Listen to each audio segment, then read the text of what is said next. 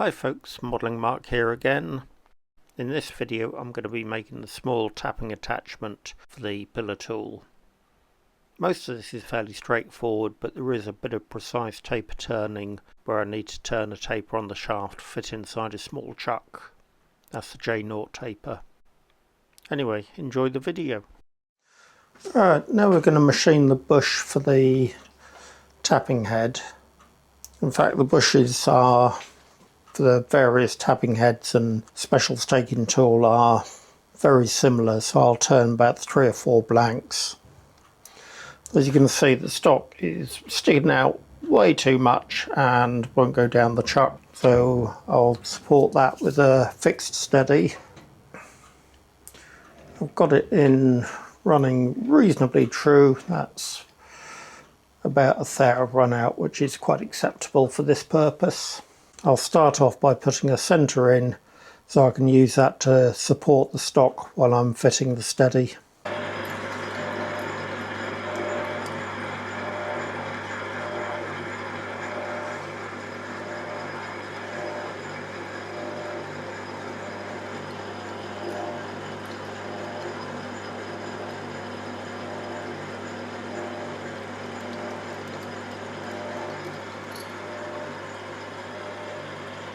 There's the tailstock centre just supporting the stock to make sure it doesn't move.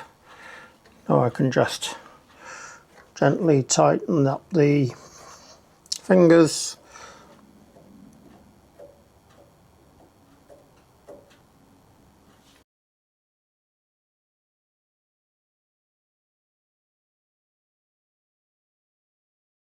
Rubbing gently, that'll do. The tailstock can come out of the way. And now I can do the machining operations. Bit of oil around here.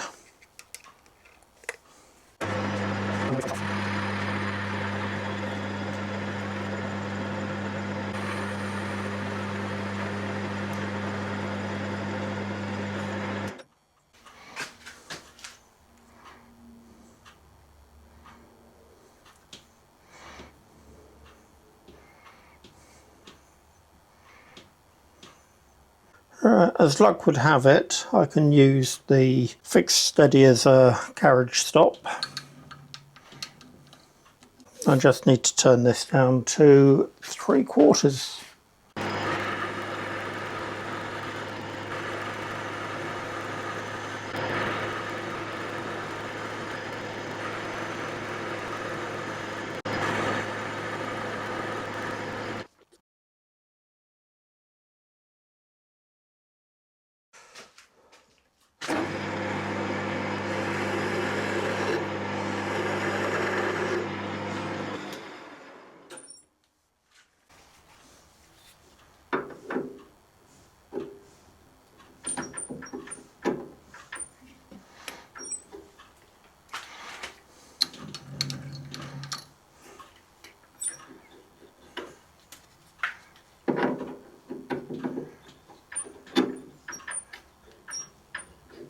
That is so close. I think that just wants a quick polish.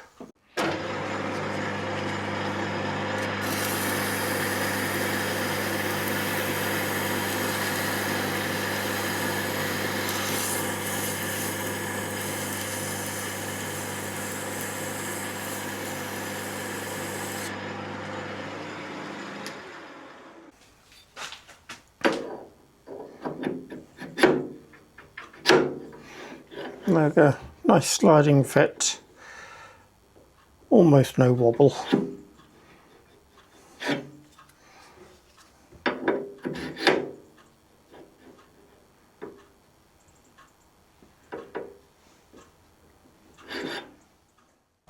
Right, now to part her off.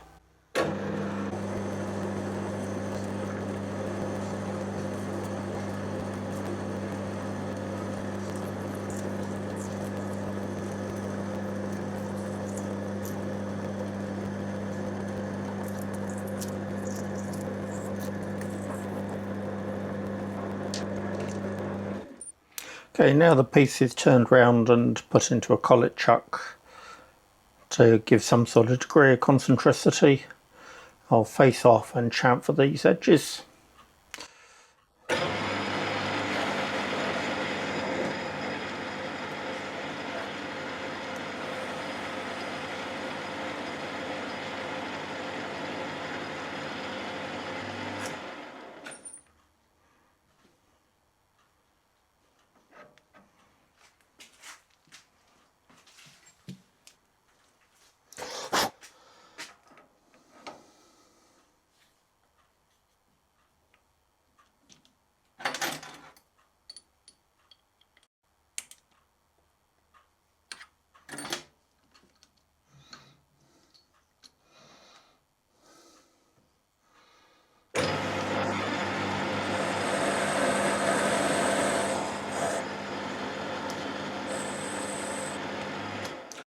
Just a small chamfer on this side so it's easier to get out of the pillar tool.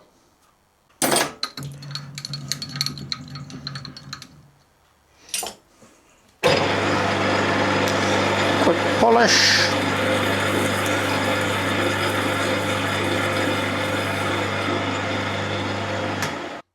Now it needs a 1/4 inch hole drilled and reamed down the middle.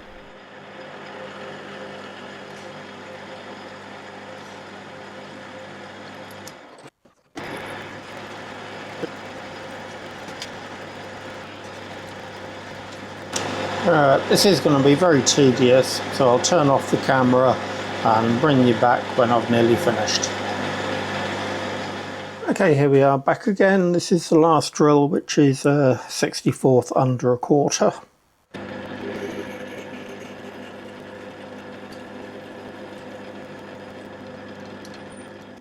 And finally we go in with the 1/4 inch reamer.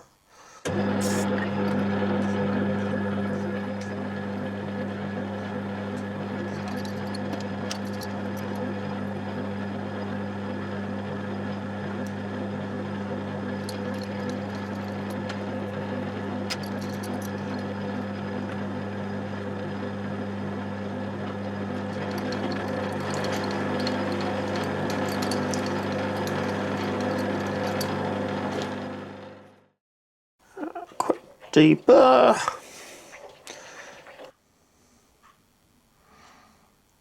Yeah, that part's finished.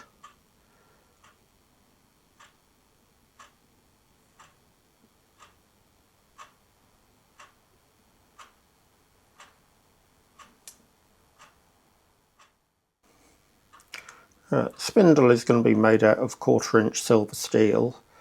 It needs a taper on one end to fit in the J0 chuck that I'm going to use. I'm going to make that by using the offset tailstock method. I'll show you how to do that when we get to it.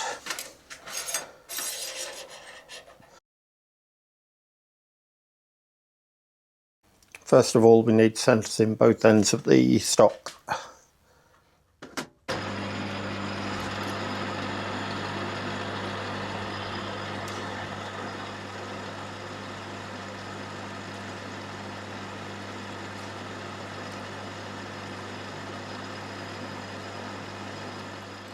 Now you can see I've got the bar between centres, although you can't see much of the bar. There's the offset tailstock on the tailstock for the taper turning, and the centre in this end, of course. Okay, I've got a carriage stop set here. The carriage is stopped by the tailstock at the other end, and I've set the travel to 0.4375, which is the length of the taper. 1, 2, 3, 4, 3, 7, 5. That's got the carriage set to the length of the taper. Now I've got the clock horizontal, and I've offset the tailstock, and the offset over the length of the taper should be 11 thou.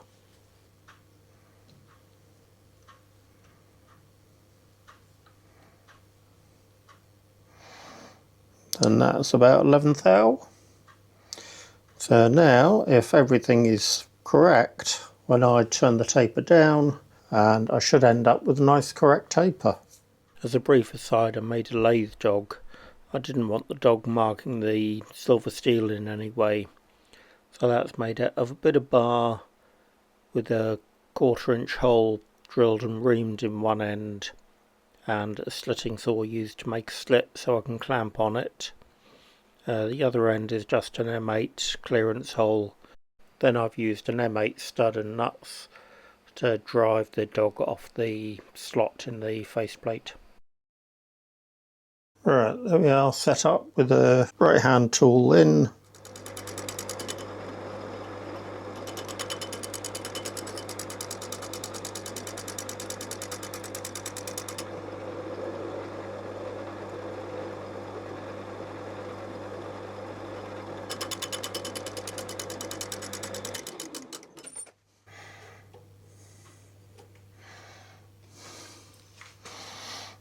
.24, so about 13 there to come off.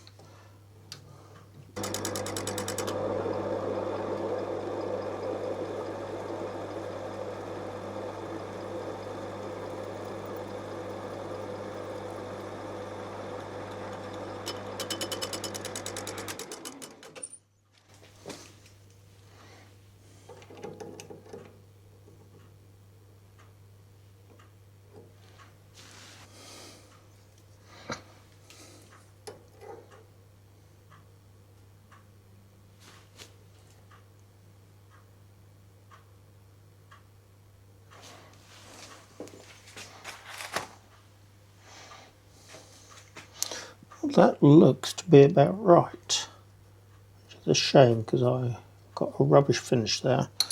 I need to take a finishing cut.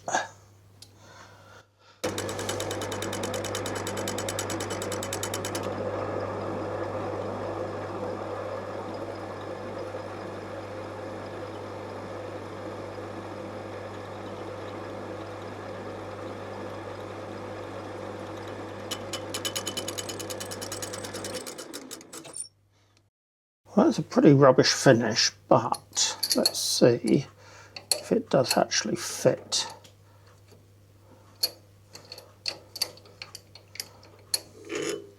There's the taper, and it's a pretty ropey finish. It's quite rough.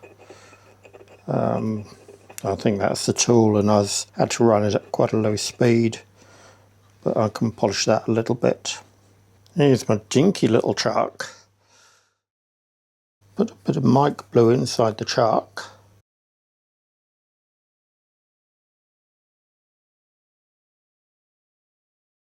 That's holding on quite firmly, very firmly. And there you can see most of that taper has got a covering of blue. So I'm going to call that a win. Right, now we're on to the twiddly bit. A little knob at the top, which has got a couple of different diameters and a bit of knurling. Alright, first we'll face off.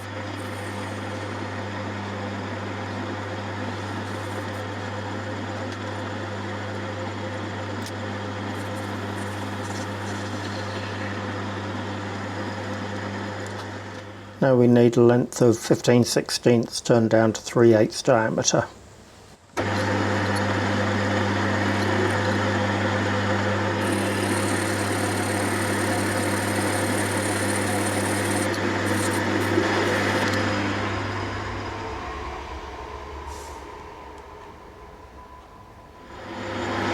I'll just take a skim off this face to remove any tool marks.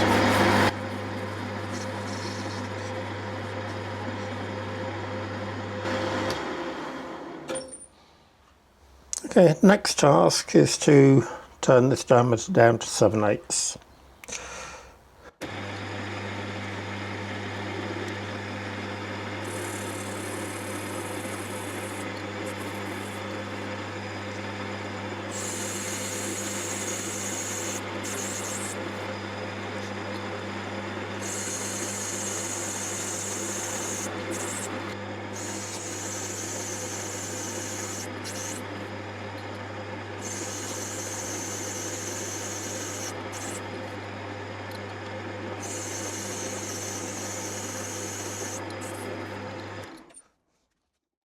Alright, now for a bit of knurling. Not you'll be able to see much because the knurling tool gets in the way of the camera. But plenty of oil, low speed.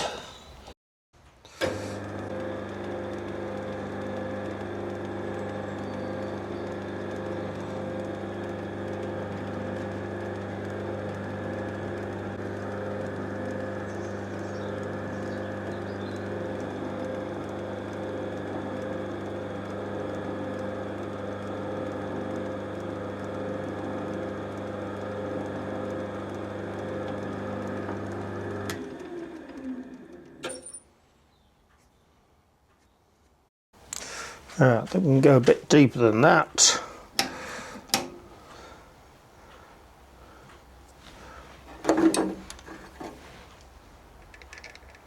Bit more oil, put the lathe in reverse.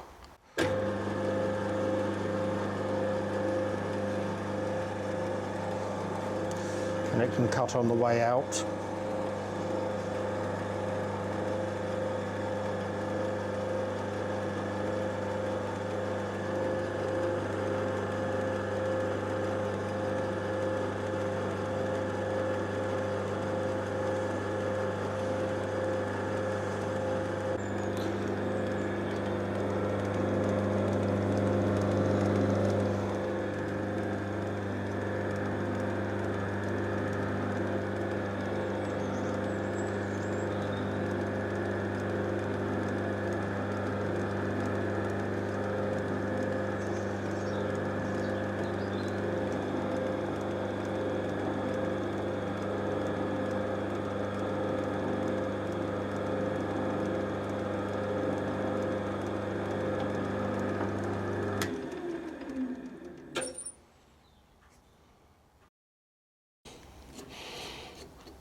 That's come out nicely. I'll show you when I've finished it.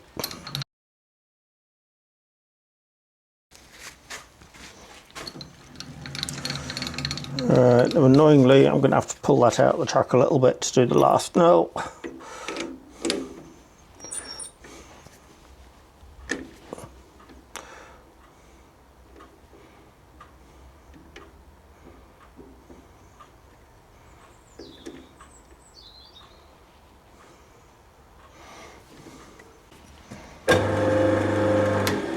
Wibbly wobbly.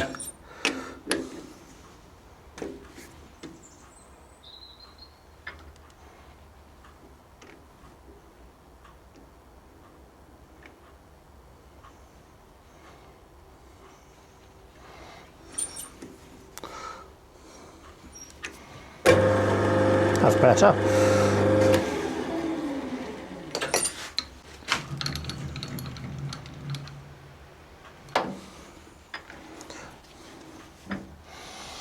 Alright, now because I'm working very close to the truck jaws, I'm going to cut with the lathe in reverse and run it outwards, not inwards. Call me a coward if you like.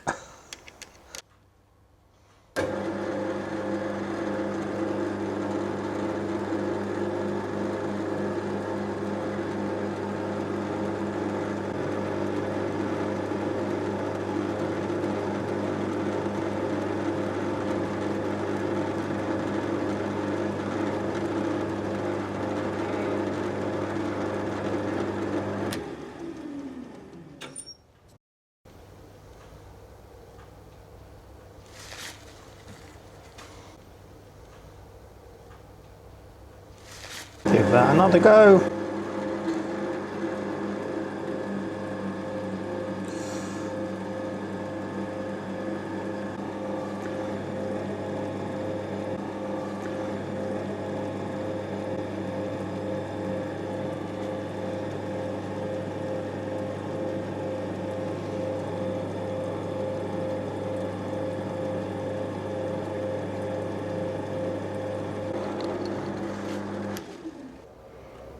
There you can see that's given quite a nice knurl.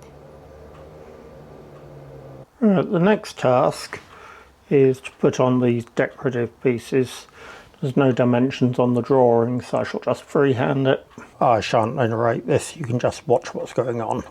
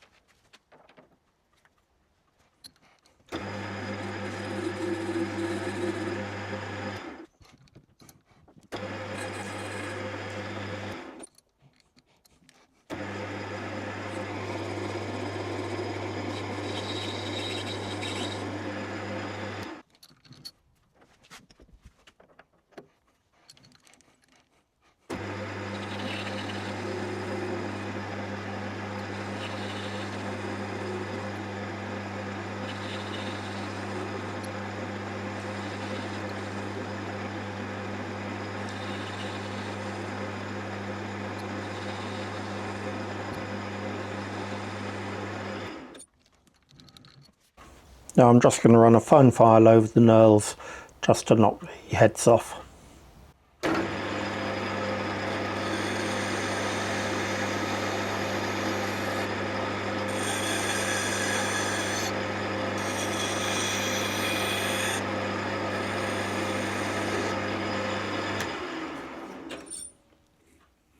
And I think that will do for that stage. As an aside, the book suggests making it out of steel, but I decided to make it out of brass because I think it looks nicer. Right, I've faced off that end to length now. Now I just need to reduce this to 5/8 of an inch.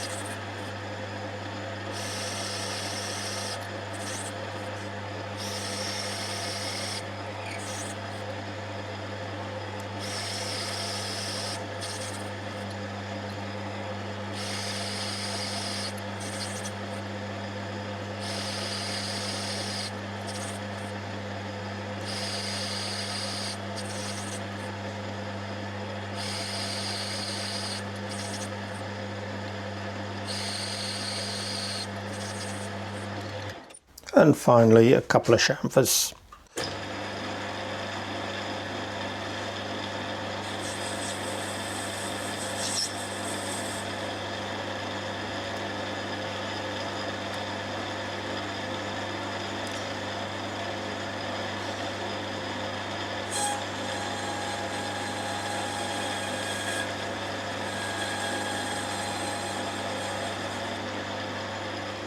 Last operation on the lathe is to drill and ream a 1/4 inch hole here for the shaft.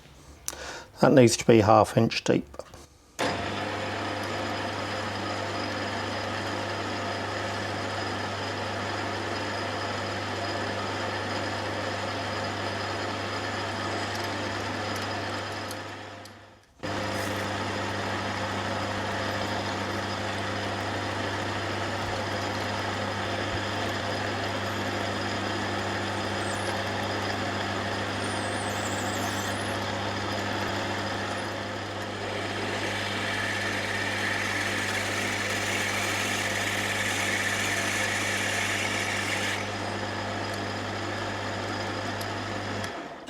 And finally in with the reamer. I'm just using the graduations on the quill to gauge the depth. It doesn't need to be accurate, and that's why I've run the tip of the tool right up to the hole.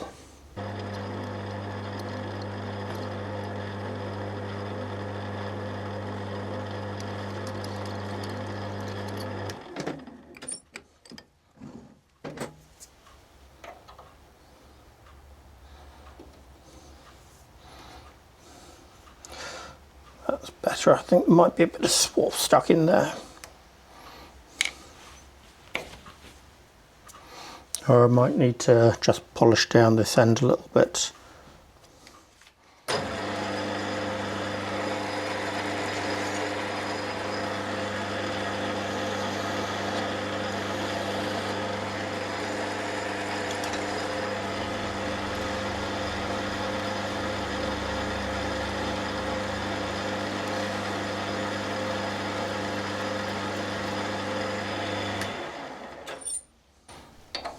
Bit of an air piston going on there, but that's a good fit.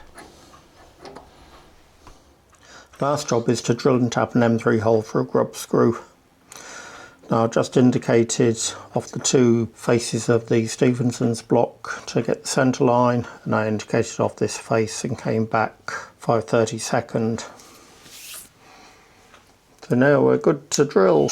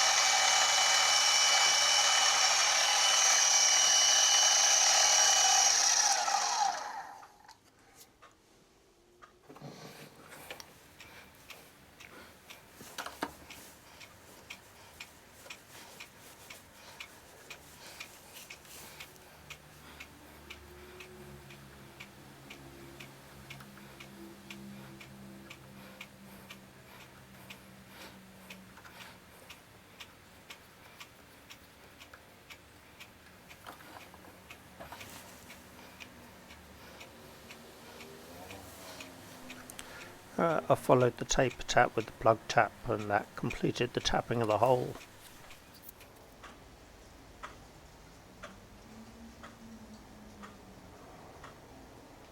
That's the twiddly knob. It's not too shabby, I'm quite pleased with that. The last job to do is just to mill a flat on the shaft for the grub screws to engage in. Now, rather than measuring, all I'm going to do is put the knob on,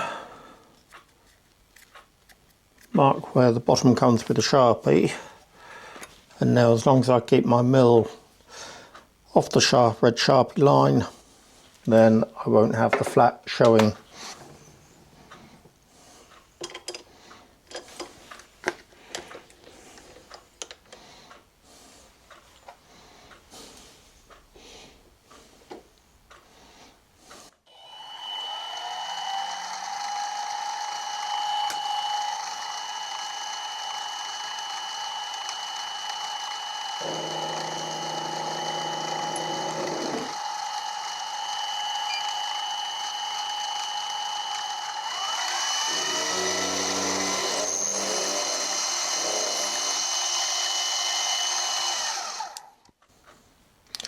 And that is that. Okay, here's the completed and assembled tapping device. Quite pleased with that. The chuck is not going anywhere, so that taper worked really well. And the brass twiddly knob has come out very nicely.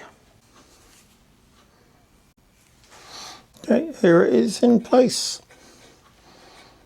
So I'm going to call that one a win.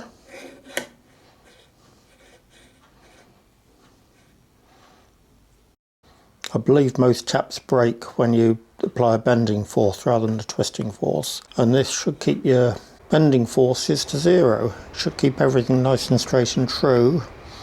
I've heard these things almost stop broken taps. I look forward to using it in the future.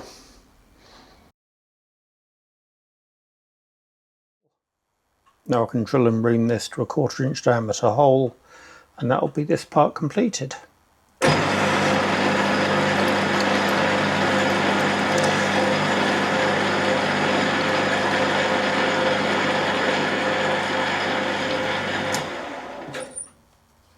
Of course, it helps if you tighten the chuck up.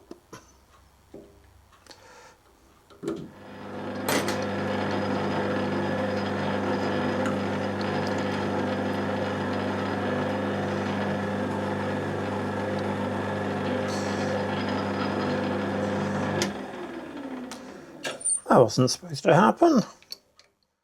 I've got a couple of videos left to do on the pillar tool. One is the ball handles and the other is the finishing and painting of the castings.